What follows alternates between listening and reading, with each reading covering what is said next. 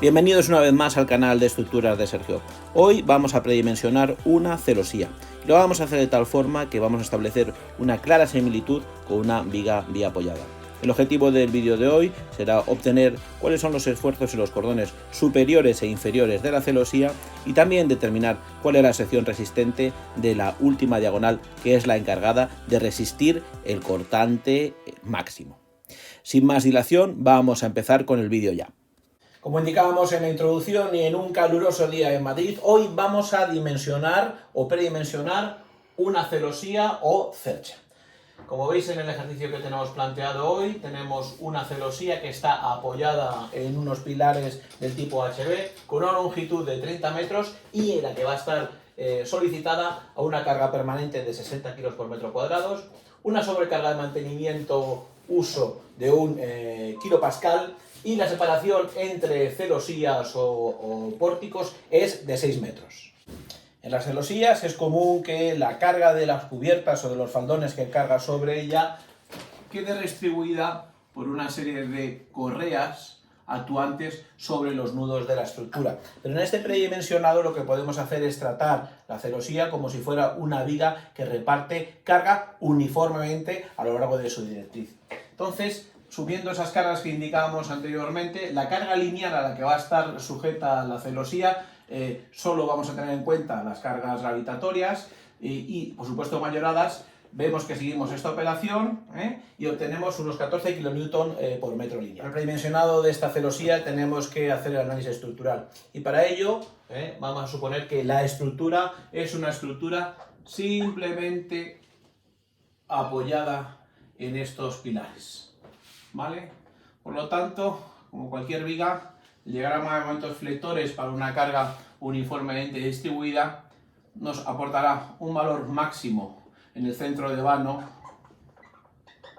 máximo positivo, de valor 0,125, la carga lineal que hemos obtenido anteriormente multiplicada por la longitud de la viga al cuadrado. Si operamos esta ecuación, tendremos un valor próximo a los 1500 metros kilonewton, que es el máximo flector positivo en el centro de vano de la celosía. También en el análisis estructural cabe obtener el valor de cortante. Como veis aquí tenemos también la ley de cortantes para una carga uniformemente distribuida. El valor de máximo de cortante coincide con el valor de reacción y no es más que multiplicar la carga uniformemente repartida por la longitud de la celosía y evidentemente la carga dividida entre dos apoyos. Con lo cual tenemos que 14 entre 2 son 7 por 30, 210 kilonewton. Comentaros, como veis aquí, también que en el centro de vano el cortante es 0 y como condición de teoría es el lugar donde tendremos el máximo momento flector. Una vez realizado el análisis estructural, queremos determinar cuáles son los máximos esfuerzos en los elementos principales de la celosía. Y en este caso vamos a analizar en primera instancia cuáles son los esfuerzos en los cordones superior e inferior de la cercha. Para ello vamos a practicar el siguiente equilibrio. Vamos a cortar la celosía en el centro de vano. Y en el centro de vano es donde tenemos el máximo momento flector de esos 1500 metros kilonewton. Si nosotros cortamos con este mono y representamos ese corte en el centro de vano, vemos que aquí se generará una fuerza de compresión y que aquí, en el cordón inferior, tendremos una de tracción.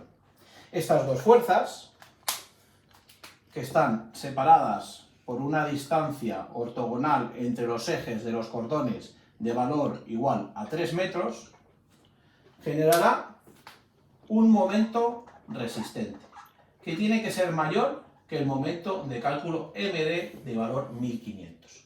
Por lo tanto, es trivial que la tracción o bien el valor de compresión en cordón superior e inferior no es más que dividir el momento máximo positivo entre la distancia entre sus centros, que llamaremos. Por lo tanto, el axil máximo de compresión y de tracción en el centro del vano se obtiene de la siguiente manera. Tenemos el momento fletor máximo, que tenía un valor de 1500, dividido entre 3 metros. Y esto, evidentemente, aproximadamente nos da un valor de 500 kN de axil de tracción y de compresión para algunos de los cordones de la celosía. Cabe también evaluar el cortante en la celosía. Y el cortante en la celosía nos lo va a resolver la diagonal extrema. Para ello vamos a obtener los valores axiles con los que deberíamos dimensionar esta barra. Para ello vamos a establecer el equilibrio de fuerzas en este nudo de aquí. Y vamos a plantear las fuerzas que actúan sobre este nudo. Ya hemos dicho antes que la reacción, que además coincide con el valor de máximo cortante, alcanza el valor de 2.210 kN. Y por lo tanto, esta diagonal que tiene un valor de tracción no es más que dividir el cortante entre coseno de 45. Si realizamos esta operación, vemos que la diagonal está solicitada aproximadamente a una axil de tracción de 300 kN. Una vez obtenidos los esfuerzos máximos de diseño, no cabe más que obtener cuáles son las secciones resistentes que son capaces de resistirlo. Para este ejercicio en particular, asumiendo que tenemos un acero de esta clase, cuyo límite elástico, como todos sabemos, es de 355 megapascales, en el caso del cordón superior, que está sujeto a un axil de compresión de 500 kN, ¿vale? La barra tiene que tener una capacidad de tal forma que se cumpla la siguiente expresión, ¿vale? Donde este es el coeficiente de pandeo de la barra, este es el área de la sección que tenemos que emplear y este es el límite elástico del material, que no es más que 355 minorado con un coeficiente de 1,05. Si nosotros decimos que 500 tiene que ser menor que esta expresión, cuando hallamos el coeficiente de pandeo solo nos queda despejar A sub S. En el caso del cordón inferior, evidentemente también tenemos 500 kN, pero en este caso ese valor tiene que ser inferior a solo la capacidad resistente de la barra, es decir, no hay coeficiente de pandeo y de aquí deduciríamos cuál es el área que necesitamos para resistir dicha tracción. Lo mismo pasaría estrictamente igual con la diagonal. Seguiríamos la misma expresión. AS dividido por FID. Como viene siendo habitual en nuestros vídeos, siempre nos gusta comparar los resultados obtenidos en nuestros cálculos a mano con la salida de resultados aportados por un programa comercial de cálculo. Esta temporada estamos empleando el programa Static del grupo Cubus. Como veis en la pantalla, hemos modelizado nuestra celosía apoyada sobre dos pilares del tipo HEB. En el caso de las cargas, a diferencia de nuestro cálculo a mano, lo hemos modelizado de una forma más tradicional, es decir, con las cargas actuando sobre los nudos superiores del cordón, donde las correas depositan la carga. Si vemos, por ejemplo, las cargas en los extremos, vemos que son de magnitud mitad a las cargas en el centro del vano o hacia el centro de la celosía. Y esto se debe a que el ancho tributario es la mitad. Si ahora, una vez que hemos procedido a calcular la estructura, procedemos a revisar los axiles en las barras y obtenemos la salida de resultados del programa, vemos evidentemente que los máximos axiles se producen en el centro del vano y que adquieren valores próximos a los 500 kN que nuestro predimensionado nos aportaba.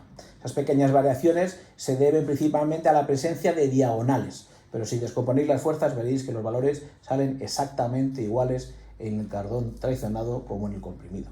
En el caso de la diagonal con la que resolvemos el cortante, si nos posamos sobre la barra, vemos que obtenemos un valor de 264 kN, también muy próximo al valor de 300 kN que nuestro cálculo a mano nos había aportado.